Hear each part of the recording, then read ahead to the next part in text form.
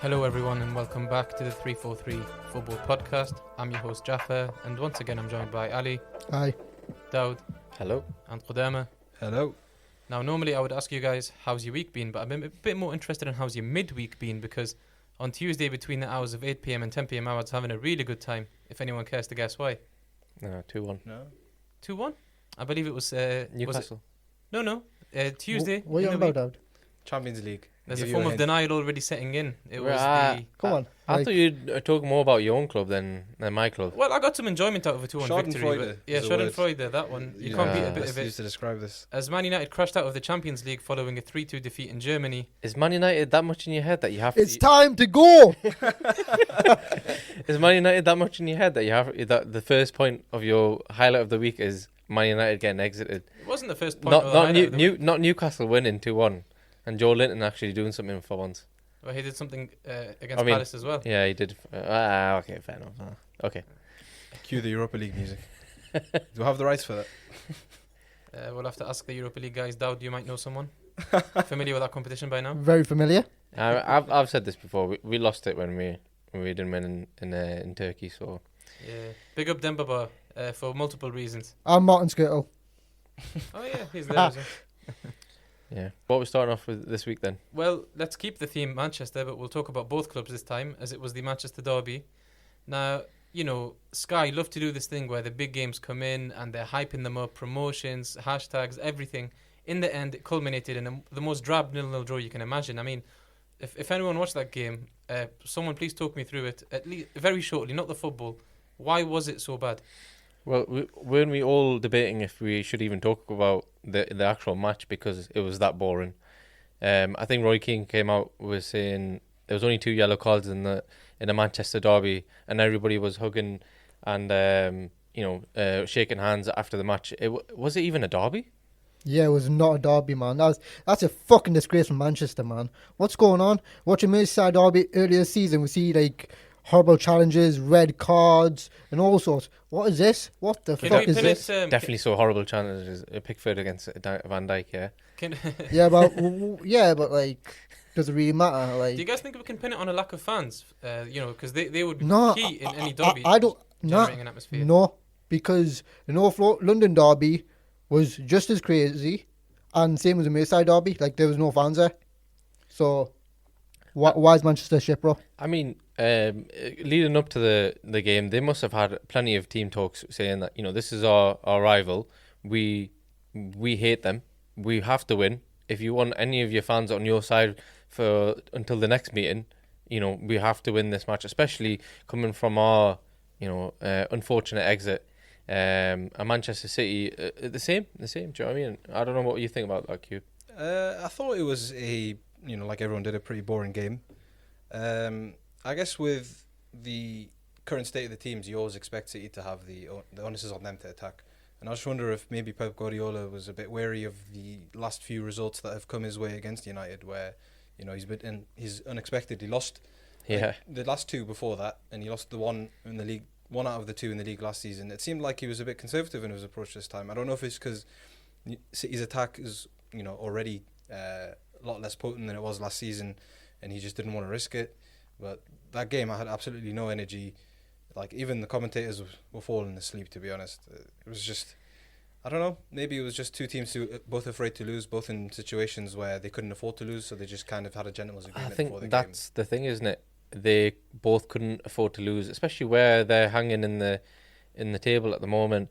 And it was, I remember listening to this guy saying that it was kind of like Ollie and Pep had a gentleman's agreement. Like, we're both at a point where if Ollie loses, it's so much more pressure on him for his job. And the way Man City are playing, if they lose this derby, Pep is on so much pressure. It's like they both didn't want to commit too much. And as much as Ollie and Pep have been saying, we should get 5 subs in the Premier League matches, yet they only used 2. It seemed like all the decision making in leading up to the matches and within the match, it just seemed like they just weren't gonna actually go for the win. They were just gonna play safe. Yeah, I mean, you mentioned that the media pressure at the moment and the job security is more for Ollie at the moment. But for me, I'm actually more fascinated by the Man City approach because, you know, going into a match with a must-not-lose mentality is like when you're a lower half-table side and you've got a big team away. Mm-hmm. It's a Manchester derby, and if you talk about Manchester City against Man United and Ole Gunnar Solskjaer against Pep Guardiola, you're going to give the upper hand before the match to Man City and Pep, even if you consider the current struggles and the current form. So for Pep to kind of, I would say, not necessarily abandon his principles, but compromise them somewhat, to go a bit more defensive and seek not to lose, and by the same token as well, he's it's not like he's being defensively solid and still carrying a threat. It seems like they're struggling to kind of create attacks and coherent attacks. In the end, 0-0 tells the story, really. It couldn't have been any other scoreline considering the approaches. And I'm kind of shocked that this is the Man City that we're seeing, considering as well that they're not like a million miles behind first place like they were last season. So they're not like reining in and focusing on the Champions League. It's not like that at all. So, yeah, I just... Obviously, the match wasn't really entertaining. I can't even recall a chance or a moment to talk about. Just Rashford, the VAR decision where it wasn't a goal. I mean, to be honest, I think it was correct. Yeah. Was it the penalty? He was given a penalty and then... Sorry. And what you call it? I think in terms of what you were saying in terms of the team selection, I think he was a bit forced to play a safer side because Fernandinho was fit, Rodri was fit. Whereas the players that have actually been performing for him, like Foden's been class this season. And for me personally, watching him as an England fan, I'm actually excited because I feel like he's upped his game this season. The way he plays and what he's changed as, I don't know, what he brings to the pitch. He's definitely changed. Yeah, he didn't play him. And I felt like he could be an impact sub. Yeah, he didn't play him. Yeah. Do you know what I mean? I don't think there's much more to talk about with this match, to be honest with you. I think for how long we have talked about it, that's how much it deserves. Because honestly, as a Man United fan, and I'm guessing plenty of City fans who are listening will probably be, sick of this match and just want to move on to the next derby because this was just a piss poor show. I mean, it's because of the fact that they had late European runs in the previous campaign when they resumed after COVID. They've still got a game in hand against the top sides, and if they win those games in hand, Man United would only be 2 points off top, and Man City would only be 3 points off top. So they're actually in a pretty healthy shape, and you would have thought that they would have used that match to get one over the other, because it would have been crucial for one of them to get the victory. So it really shocks me that they went for a safety first approach rather than try to win the game. Yeah. Any other additions about the Manchester derby? No thoughts? It was no, honestly, I'm almost falling asleep thinking back on it. But I will say that I'm quite surprised that City went with the safe approach. I feel like Man United kind of had a reason to after crashing out of Europe. Like, Oli couldn't afford to lose that game more so than Pep. And like you say, it's weird to see Pep compromise because he never usually does, Throw back to the Lyon game last season. Can I just say, the only person that I always see trying for Man United in the match, the only person, honestly, is Bruno Fernandes. And it's no wonder he gets, he's broken the record probably for the amount of man of matches he's got for Man United in a row. But bro, this guy, man, he's the only guy that looks like he's trying to spur on the team. And I did watch Pogba play. Do you not think Pogba was good then? I did watch him play. He was all right. I mean, come on, he should be playing to that level every match. What are we saying that? Oh yeah, so he's played a decent match. He's played well. No, you can't give Pogba shit like that. This is what do you mean? You can't give shit like that? Right? Okay. When he came in, what did he do? What was his first season like? What did he win? Tell me. You're a Manchester United fan. You'll know. Come on. No, well let's come on. No. What did he win? Answer me. He won Europa League, Community Shield, and the League Cup, not the FA Cup, sorry. right? Yeah. As a Manchester United fan, get your facts right, first of all. Secondly, the second season under Jose Mourinho, where did Manchester United come? Second, right. With the biggest asterisk of all time behind that second. Yeah, but it's still second place. It's true. You have to give them credit for what they've done. But why is there so much pressure on Pogba? Why is there not... pressure on other footballers? I'd love to pay for the money for he's a quality player. Goal player like Pogba. Then, if that's the case, look at how the other players play compared to him. He's just so hot and cold. He doesn't. What do you mean the other players? The rest of the team shit. What you're about? They're not. Donny van de Beek's playing class. So as Fernandes. when he plays, Well, that's Ollie's. That's Ollie's problem, isn't it? Yeah, so then it's not Pogba's fault then. Like, It's why Pogba's fault. He's not performing in the match on the okay, pitch. okay, last season was he not injured most of the time? No. You're saying he wasn't injured? He was to an extent, but he was. Did you not see how he was trying to say he was fit? Why didn't they play me?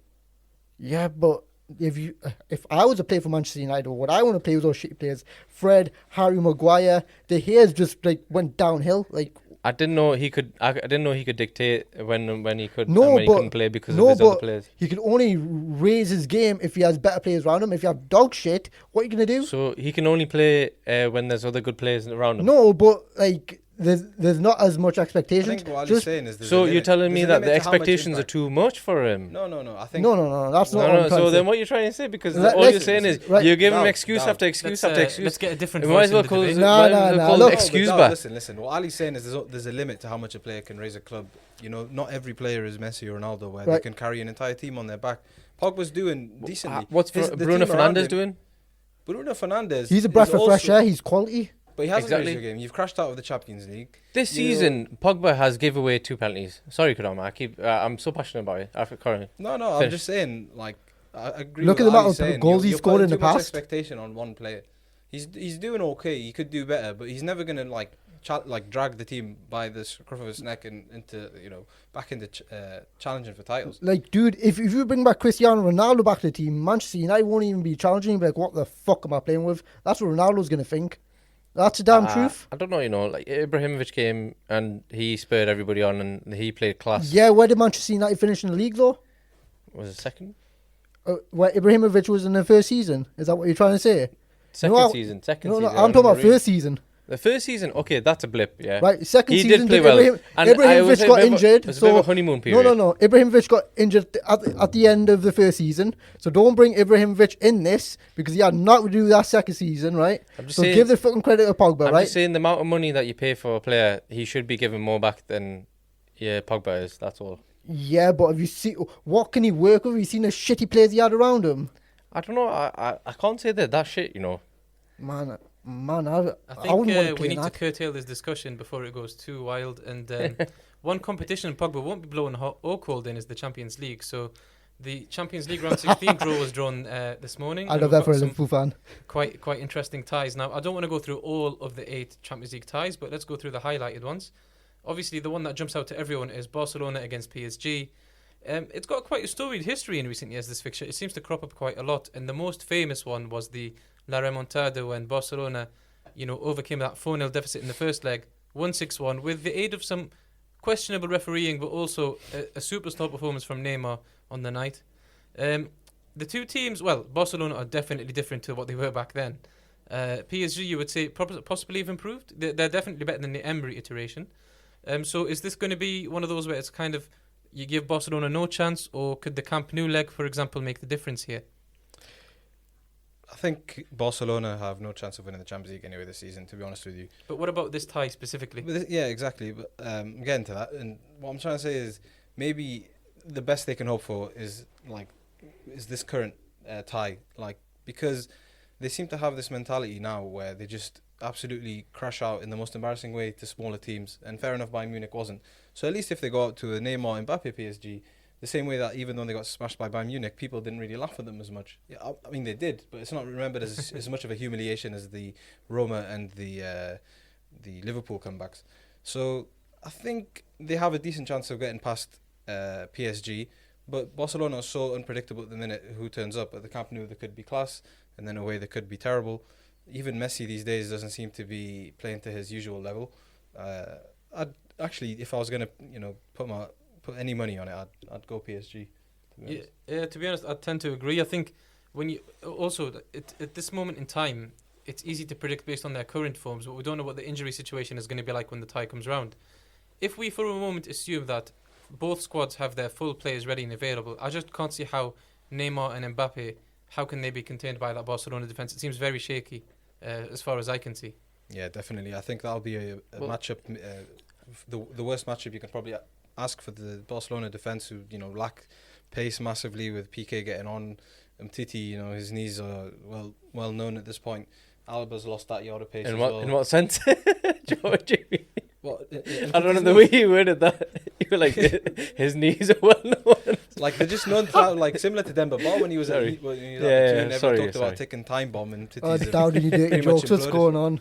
Sorry, No, the but way you it's, said it's become a story, hasn't it, that Umtiti sacrificed his playing career for the World Cup. Yeah, exactly. Yeah. So I just can't see them withstanding that pace. And you know, a team that presses Barcelona seems to get the edge on them now physically as well. It's just I'd edge it to PSG. It's to not be just that. It's the better coaches. Thomas Tuchel is a better coach than Koeman. Let's be honest about that. Yeah. You Is know, he's going to tactically outdo Koeman. I wouldn't say Uh, he's that much more impressive than him, to be honest. Recently, they've started to falter. I think PSG, even in the league, they're not top anymore. But you know, after 14 games, which is quite unheard of in France in recent times. So I think they're definitely a vulnerable team. It could go but either way. this but season, we'll see. it's crazy. Like Barcelona losing against like newly promoted sides, Liverpool losing against Aston Villa, Man United getting spanked on a regular basis, but who gives a crap? You know what I mean? This is a weird season. Like, it's very Yeah, I unpredictable. mean, to be honest, I agree with that point. I think PSG definitely have the better coaching and the better, probably perform better as a team at the moment. But yes, actually, it is true that there's been a bit of a decline in PSG.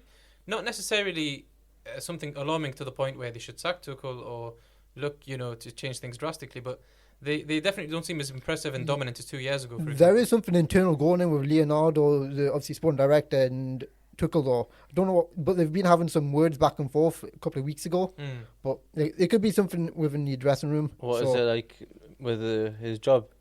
Yeah, or transfers or whatnot. Or so is he not getting the transfers he wants? pretty much.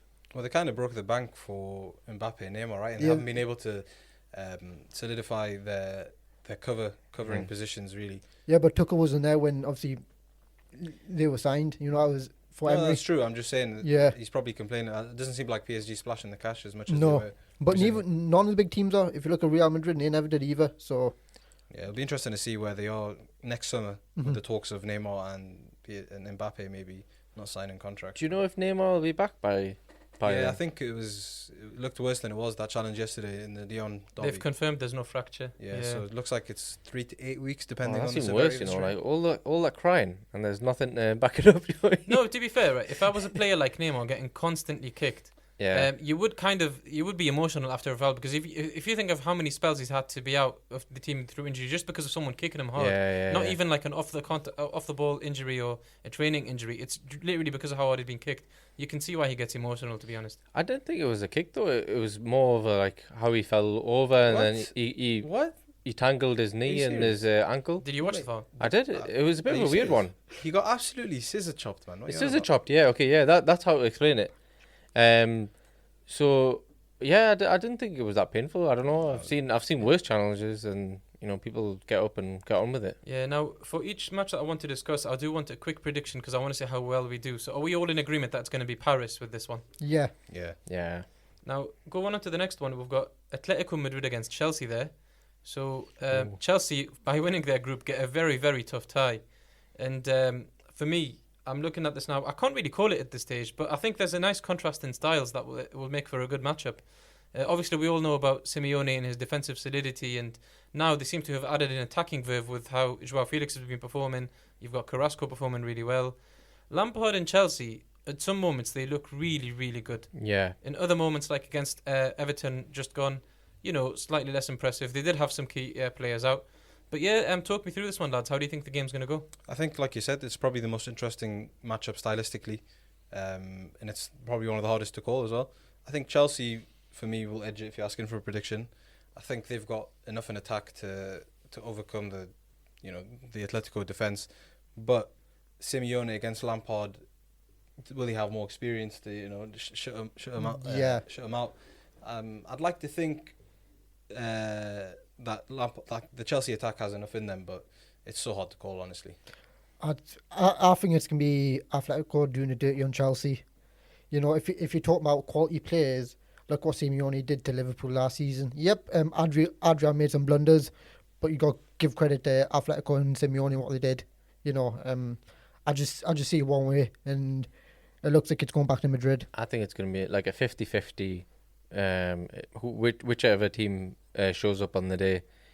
But I don't know. Or you Michael Owen or something saying something like, "Oh, what the heck?" Like, give a proper prediction. Come on. No, but I feel like Simeone's veteran nature in the Champions League. He knows how to grind out a result, whereas Lampard might be, stumped with some of the tactical decisions that he I don't might know, want to make. like there was a lot of hype around Atletico, but in the Champions League especially, and how they're doing in La Liga. But they lost on the weekend in the Madrid derby, and they drew 3 of their group games. I think Bayern topped that group with like 16 points, and then Atleti had 9. So Yeah. I don't think they've been that overly impressive. So I can see Chelsea, who I think have been more impressive this season. I think their last league defeat before the Everton game was all the way back in September against Liverpool. So I think Chelsea might just edge it. But I'm not one to feel sorry for big teams, as a Newcastle fan. But have you seen the last round of 16 fixtures that Chelsea have had in the last 5 years? I think They had Bayern Munich last Bayern season, Munich, didn't they? Barca a few times. It's just very It's like unlucky, Arsenal Actually, under Wenger for the first couple of seasons. You've brought up something that I really have a gripe with. I really hate when teams say, "Why do we never get an easy draw in the Champions League?" Are you expecting Cheltenham Town or Morecambe to come up in the round 16? It's the Champions League. You're gonna get a tough team. I'm sorry, you're gonna get a tough team no matter what. Tell It's that the to Man Champions City. League. Tell that to Man City, man. Mönchengladbach. They're not that hard. Mönchengladbach. Well, we'll mention that one very quickly. Fuck Sorry. Man City. Well, that was a bit random outburst. So I do want some predictions for Atleti Chelsea. I'll give mine first. I think I'm going to back Atleti on this one, and but I think they will suffer for it. This is a potential tie that you can get extra time, maybe penalties. It's not going to be easy by any stretch, but I will back Simeone Atleti to advance on this one. I'm going to say Chelsea, to be honest. I want Chelsea to win just purely because I like the English clubs going through. What the fuck? You want the England I'll club to never go through? understand that, man. I don't understand the Man logic. City, bar Man City, but I just like. Wait, I don't. I like not Liverpool, but Barman. I like watching. What? I like watching the English teams come out on top over the European. So we know who teams. you want to go through, but who do you think will go through? I need Oh, a prediction. I said Atletico, and pretty. Yeah, I stick with Atletico Madrid. Interesting. Alright. So we've got 3-1 overall, though. Can't wait to brag We'll over see you if guys. Kodama is vindicated come the end of that tie. If you remember it, in March? The next one I want to talk about Yeah, I've is written it down. Don't worry. it should be a very, very fast-paced game. You've got Liverpool against Leipzig. You've got Nagelsmann against Klopp, 2 very, very highly rated German coaches. One of them who's been 100%. there and done it all. The other one's on the rise. Yeah. Yeah, I mean, how do you see this one going, guys? It's going to be a game with goals. That's all I can see. It could go either way. It depends. Liverpool's been shaky defence, so have Leipzig. So it could be goals, goals, goals. If it isn't, I'll be fucking surprised. Yeah. 2-0 coming up. Probably like a Manchester derby. Let's hope not, man. As a neutral watching them, let's definitely hope not. But I think it's interesting. You said it could go either way. I don't think I can. I want Leipzig to win, but I can't see any way that Liverpool won't. They just have, the better squad, the better manager. It's clear favourites. I just can't see any other way. No, Liverpool are known as a favourite, but if you look at them, like on the weekend they drew against Fulham. Fulham put a lot of pressure on them. Yeah, but that's one result. No, but like Villa have done it, Brighton have done it. It's not just one result. Like I watch Liverpool week in, week out, and I see these things. If you put enough pressure on Liverpool in the first 15-20 minutes, the players will be shaken up. It's not the first time Klopp and Nagelsmann have played against each other. They've played against each other in the 2017-18 Champions League When it was qualifier. at Hoffenheim, Yeah, when Trent scored the free kick in the qualifier. I yeah. remember that one. That was a very intense game because, Liverpool cruised it. Then all of a sudden, Hoffenheim started scoring goals. It's like, what the fuck is going If on? I'm not mistaken, did Emre Can not score an absolutely brilliant team move goal? in Yeah, that he did, fixture? man. Yeah. Emre Can's my guy. Yeah. Man, I have a kit with his name on the back. Emre Can, the German man. Is So what I think you'll Tyler says. find it's pronounced Emre Can. Yeah, it is. That is true. He can't be your guy if you can't pronounce his name. I'm just Exactly. No, gonna but say. nobody can like Emre Can. That's why I stick with that. For me, my take on this one is that it's all going to depend on the injury situation when the tie happens. Because if you compare them at full strength, I'll give it to Liverpool every Liverpool time. every day, yeah. But I just want to ask you actually, because we all know Van Dijk won't make the game, but will Gomez make the game? No, he's out for the season. Oh, okay. In that Is he? case, Yeah. I'm kind of starting to lean towards Leipzig. To be honest, That's what I'm trying to say. It's going to Yeah. be gun whole game. although you If know, Joe Gomez was playing, Has he'd probably there- have made a mistake. has there ever been a player who isn't a centre back slot into a centre back role as comfortably as Fabinho seems to have?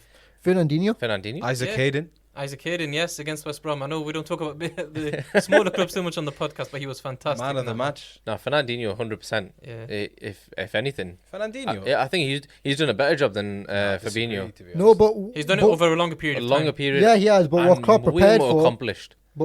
prepared for was for Fabinho to go there when he saw Lovren. So he's prepared to put. Really? Yeah, What? that was the plan. Really? Yeah, that was the plan. But he didn't expect Van Dijk and Gomez to get injured, did he? I disagree. What do you mean disagree? No, like that was the plan, bro. Like you can't So disagree are with the you, are fucking you plan. saying that it would be? That's not my opinion, bro. Are you like, saying it would be a flat three then? no, and not like He's a. not No, he saying was this played is as a speculation, backup. he's One, saying two, Is three, this one. something Klopp has come out and said? yeah, There you go. He like- said that. yeah. Like What that was the actual like check it up, bro. Like He said. like why would I want to make shit up? Like do you think I'm a fucking idiot? No. Well, you do support Liverpool. Because Fabinho offers a lot more than just his defensive prowess. Like he No, has. he d- I no, don't. You but- think he's that good at defense? No, but you have three good, decent centre backs, and well, a quality centre back in Van Dijk. You have Gomez and Matip. Matip. They always get injured. So what do you go to next? You use your fourth choice centre back. Why have Lovren when you could put Fabinho back in centre back because he's played there? Do you understand where I'm coming from? Okay, so He was a backup, I think the conclusion to that debate is Klopp knows what he's doing. So I do. and want you don't. I do want some predictions on this one, and I'm gonna just say Liverpool because I do believe, even with the injury situation, I just think Klopp is the better manager. He's the more experienced manager, and Liverpool are the better squad. So yeah, I will give it to Liverpool. Yeah, definitely. yeah, Liverpool. I'll go Liverpool all the time. All right. I mean, the next one that I want to talk about is Real Madrid against Atalanta. Now, Real Madrid, we were talking about and joking about them potentially being a Europa League club. They ended up going through a relatively routine 2-0 victory against Top of the group. Mönchengladbach, to be honest. And Didn't they their top the reward group? is Yeah, relatively... 10 points. I mean, to be honest, I want to call Atalanta a tricky tie, but I don't know if you guys have kept up with their news lately. Papu Gomez, one of their most influential players, is looking set to leave in January, so he won't even play in this fixture. Yeah, he's Mad had a if that falling out happens. with Gasperini, hasn't he? And yeah, I just think the general mood around the club, I would love to have said that they're going to give Real Madrid a hard time, but I'm just not going to... I kind of don't see that happening now with the way things are going. Yeah, I think the current state of Atalanta now is that similar to Napoli with Sarri. Do you remember where they were really, really good for ages? They put pressure on the top of the table. Nothing came of it, no trophies, and now that almost the moment has passed, so to speak, and they're starting to lose. They're starting to fade, lose their momentum. And I don't know what's happened with Gomez and Gasperini, but if he's set to leave, then that just makes Real Madrid, who were the favourites, even more clearly so. So, yeah, I don't see any way around Zidane. You know, there's black magic in the CL. Real Madrid themselves with their own black magic in the CL, even without Zidane. So I think we'll probably see. Yeah, they're getting a bit jammy on there. I don't could think see so. it. If you watch the game against Mönchengladbach, No, they're getting a bit jammy with the how everything's played out compared to what they were Yeah. a month ago. And then with that, well, you never know. At that time, Atlanta might. You've got to give Zidane credit though, Yeah. because like Real Madrid is a club that when things go toxic, it's very, very difficult for the manager. I mean, Yeah, we've all seen that Real Madrid fans have. I mean, obviously, there's no fans at the moment, but the way they boo their own players, I think they've booed Ronaldo. Can you imagine? they've booed Ronaldo many Yeah. times. Many So times. Fucking idiots. So a fan base with an expectation like that can't be happy with how Zidane was performing. And then I feel like there's also a vindication in the manner of the fact that he beat Atletico Madrid and they conceded twice as many league goals in that match as they had all season. Yeah, It's sorry, not twice as many, the same amount. Yeah. Sorry, beg your pardon there. But yeah, it's just I think Zidane always seems to pull it out the bag as soon as people think, because people talk about is it Solskjaer that like as soon as he's under pressure he'll pull out a massive win. I feel like Zidane is the elite version of that. Every time he's under pressure, he'll do something. He'll win a trophy. He'll go amazing in the league. And for me, it's Real Madrid hands down for this one. yeah, Real for me Yeah. as well. I think Yeah. we're all in agreement. I there. think that's a whitewash. Real Madrid. Yeah, I mean, just a quick mention of one more possibly. Let's have a look at which one looks the most interesting. I think Dortmund Sevilla is the Yeah, one. Dortmund Sevilla. Yeah, that's the one I was kind of eyeballing there. You So know, Dortmund Sevilla. just sacked their manager after the 5-1 smashing they got on the weekend. So it's an interesting time at the club. Like there's a lot of expectation there and a lot of optimism, but at the same time, you know, they've just sacked their manager and they're looking a lot more vulnerable than they were at the start of the season.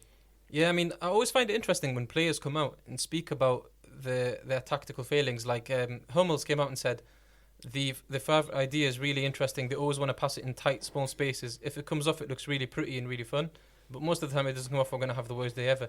And the worst day ever they did have when they lost 5-1 at home to Stuttgart, which cost Favre his job at the end.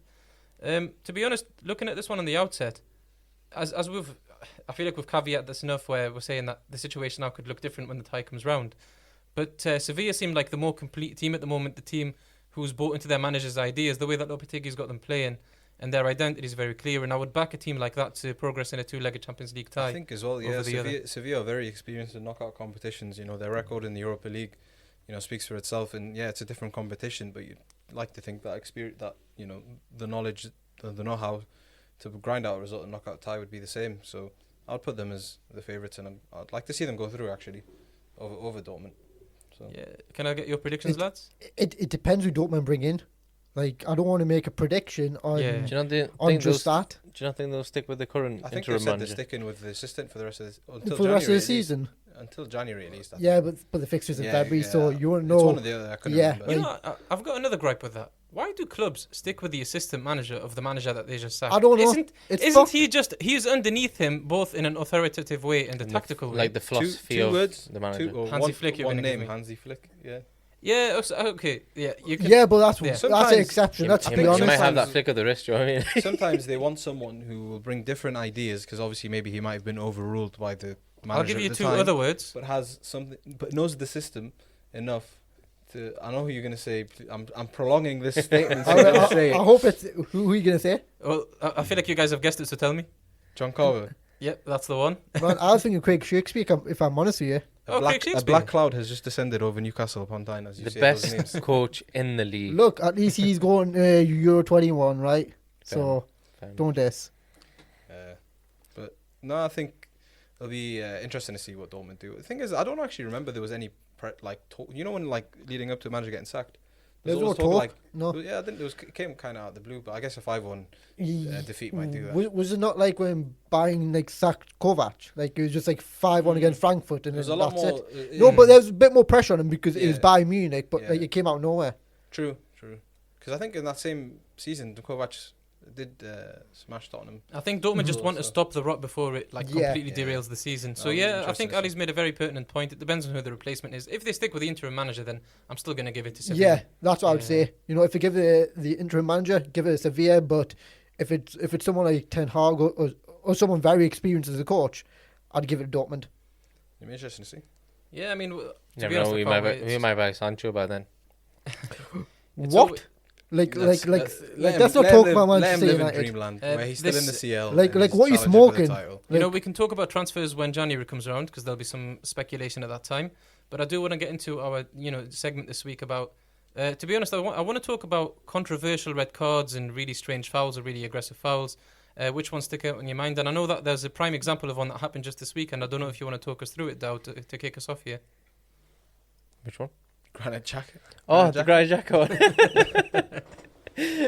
You were dying to talk about that before we started. Yeah, I mean, to be honest with you, You filthy animal. you know, the one that I had in my mind was Jordan Pickford and Van Dijk.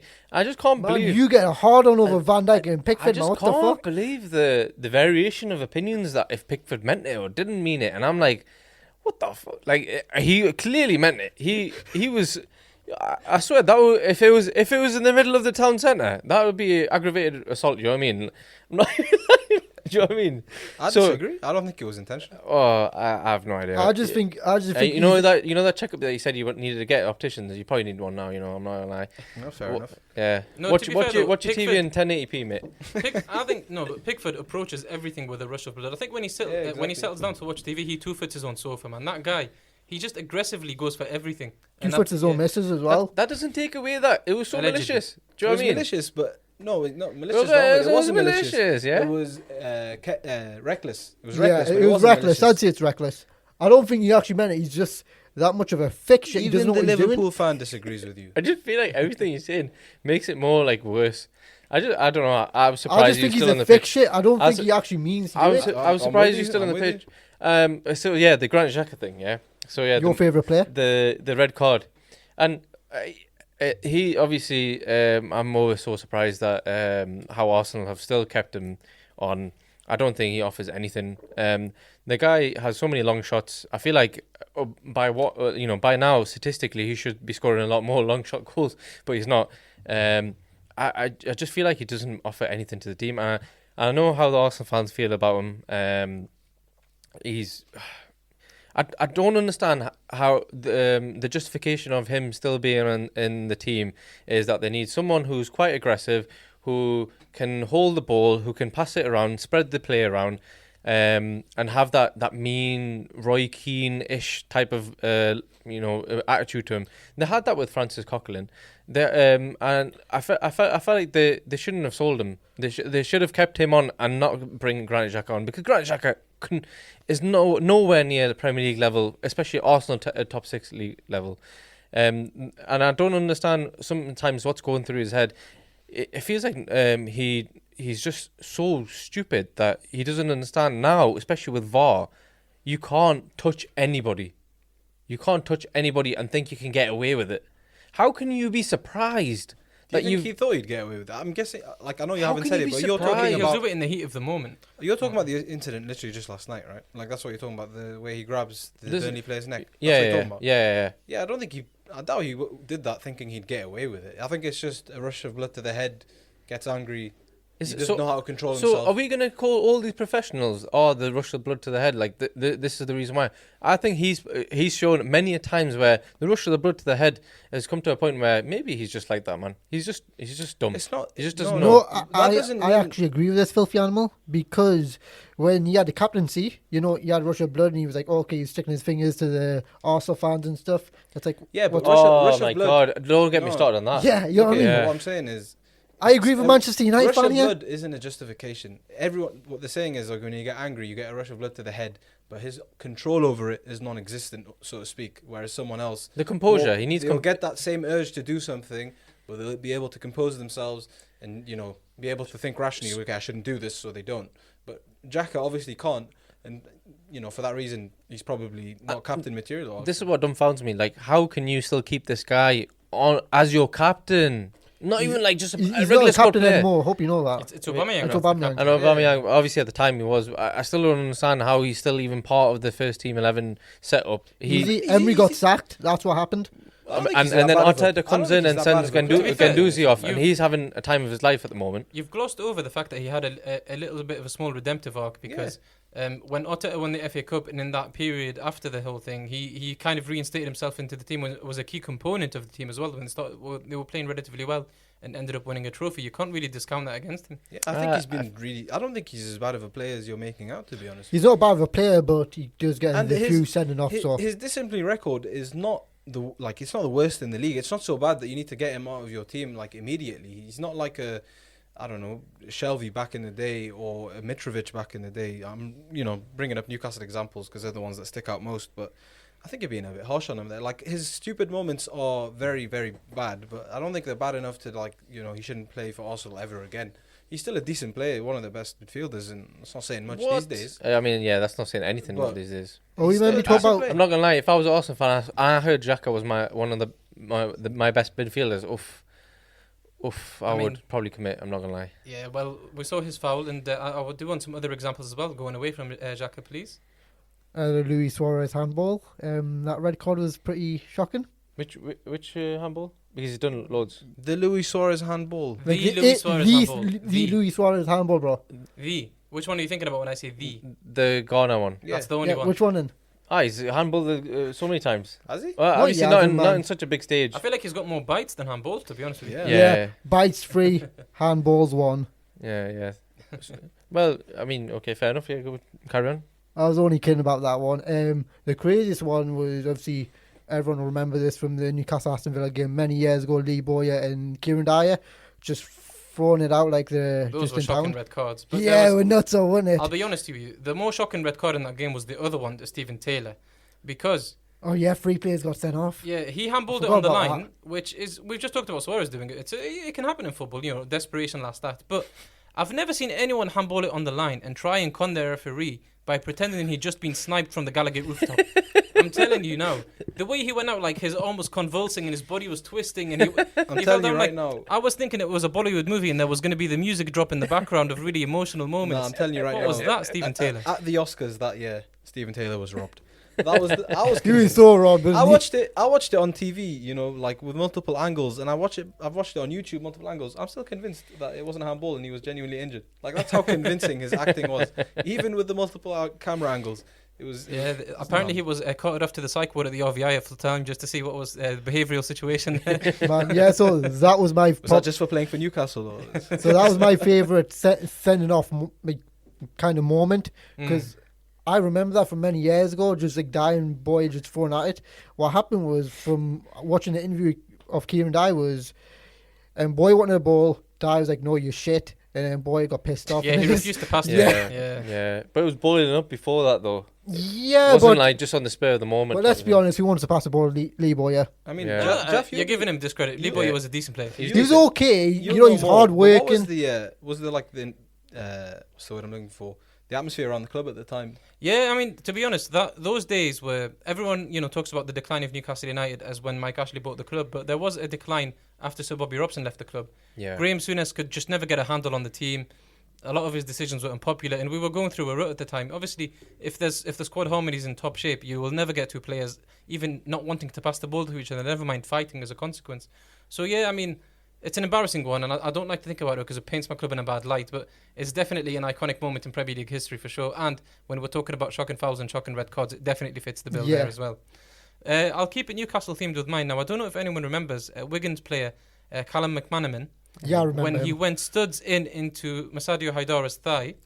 The reason it was so bad was that Haidara's leg was planted at the time. What Haidara had done, and this was a prevalent theme throughout his Newcastle career, was every time he passed him the ball, his first touch was so heavy that he had to go and chase after it.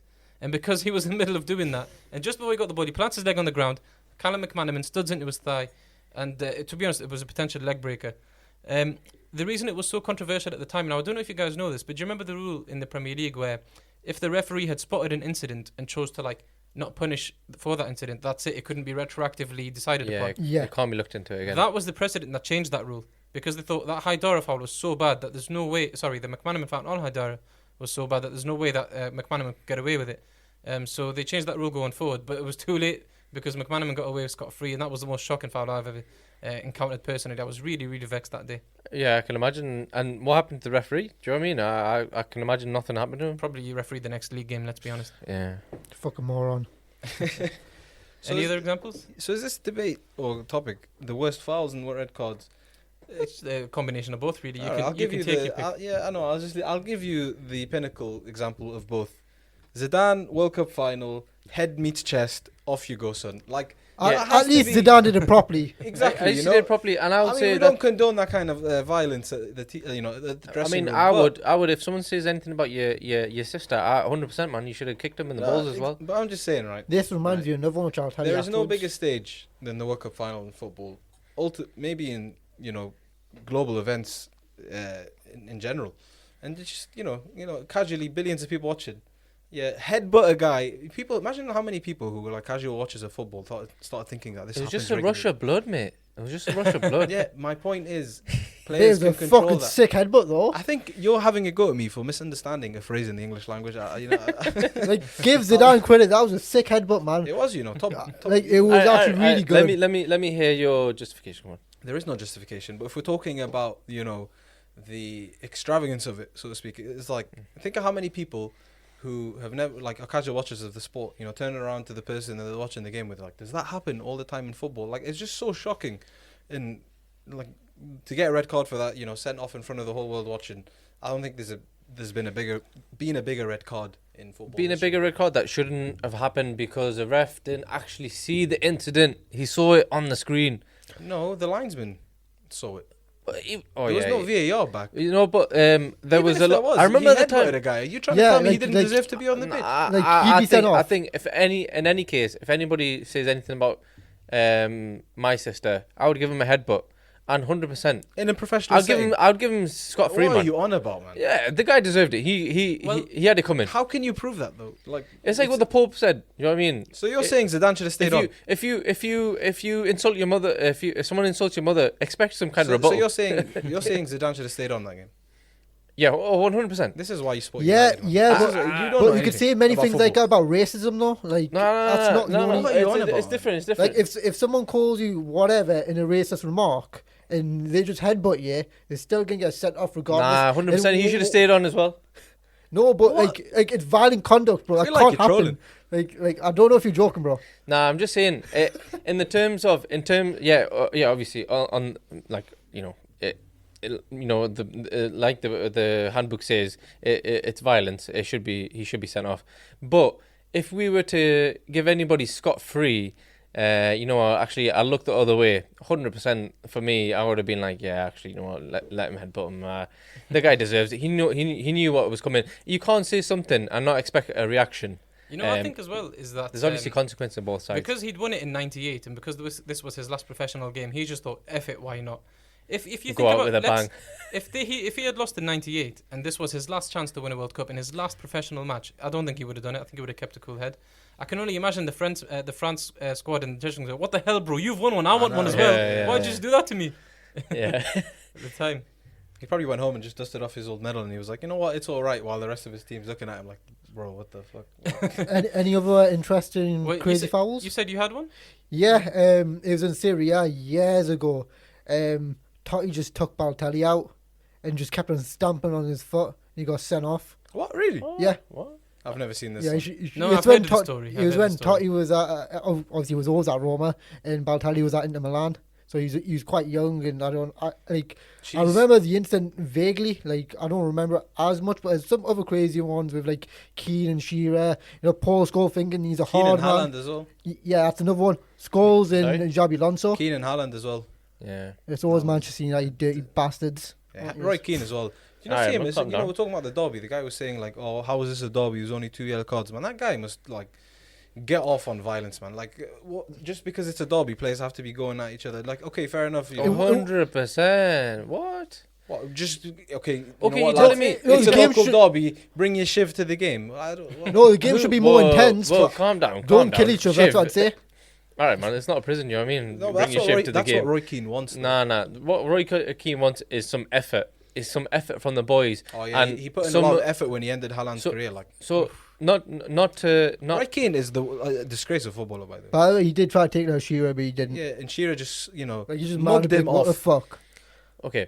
You know what? If I it don't was want to hear anything Newcastle- about if it Roy was Keane. Newcastle- I don't know if it's an episode just to troll Manchester United because that's how I feel. And that can be every episode. If it was Newcastle versus Sunderland, and let's say your players were shaking hands, giving hugs, nice smiles, hardly any of them even like probably. I don't even think To I be saw honest, many yeah, shoulder okay, barges. fair, I agree with that. I but it agree doesn't with that mean- because do you guys? Well, It's why part of am the game, man. Why am I bringing this up myself? But when we lost one of the derbies when Defoe scored that ridiculous goal, Oh, Krul was smiling and congratulating him at half time.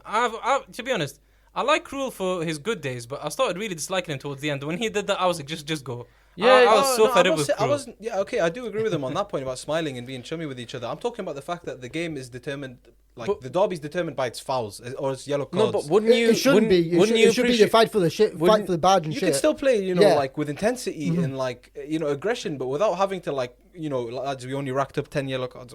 It's a dumb comment. No, but I don't know about I don't know about racked up 10 yellow cards, but I think what he means is that if you had to look at it as a snapshot, or if I had to paint, like a snapshot, and you have to paint it with 1,000 words. Yeah, it was a game. That's all it was. There was no roughness to it. There was, I couldn't give it more than that, to be honest with you. But yeah, it is what it is. Fair enough. Did you say one? Did you give an example of red card, or you just wanted to break Jacka for Every Manchester United player ever. It was the what you call it, Pickford, Van Dijk. That should have been a right. red card. The only one I can think of is Cantona's. Kung fu kick. Yeah, was it kung fu kick, not karate kick? I'm Yeah. a Crystal Palace fan. Yeah, that was. I mean, that was probably in the same vein as the Dyer and Bowie one in terms of shocking that you would just never expect to see. It was shocking, and I feel like in that case, what the Crystal Palace fan had said allegedly didn't warrant that type of kick. Whereas I don't know, Materazzi versus Zidane, I think there's certain things that you don't cross that line. Do you know what I mean? And I think he crossed that line that day, where I felt, I don't look at Zidane's headbutt against Materazzi as bad as Cantona's kung fu kick. Oh yeah, no, they're different because Zidane's was about a professional on the football pitch where these things, a player being aggressive towards the opposition happens all the time. A player fighting a fan, you don't see that a lot. Oh, 100%. Some things are sacred though. You just don't go to your I do want to family. mention one very quickly before we finish. When Eden Hazard kicked the Swansea ball boy, oh my god, This reminded me of that was another so one. funny. Like Patrice Evra, it was a Europa League game. Which French team was he playing for? I can't Marseille, I remember now. believe. Marseille. Oh, yeah. He starts roundhouse kicking some fans. I'm like, Yeah. what the heck is going on here? I know it's not football, but nothing will ever be in terms of like things spiraling out of control into the fans. Has anyone ever seen that NBA game? Malice at the Malice Palace. at the Palace. Yeah. Yeah. That has to be No, I haven't seen just YouTube Malice at the Palace Uh-huh. when you get home, and you will see NBA players knocking out fans after like getting berated by them. It's Whoa. honestly one of the craziest events Because I've it's ever seen in courtside sports. and they can hear each other, so it's a lot Yeah. more of an intimate setting. Oh, Whereas in wow. football, there's a Yeah. little bit more din and noise that you don't really you get to see that. No, Yeah. that was a good example to bring up, even though of course as you say it wasn't football related. Yeah, thanks a lot for this week, lads. It was a lot of fun discussions, and as always, Dowd, please wrap us up. Yeah, so as always, you can always listen to the 343 Football Podcast on Google Podcasts, Apple Podcasts, Spotify, Stitcher, and more. Follow our Instagram page, the Dressing Room 9, our Twitter page, TD Room 9, and our YouTube page, The Dressing Room. So, yeah, thank you. Brilliant, lads. Thank you. Cheers.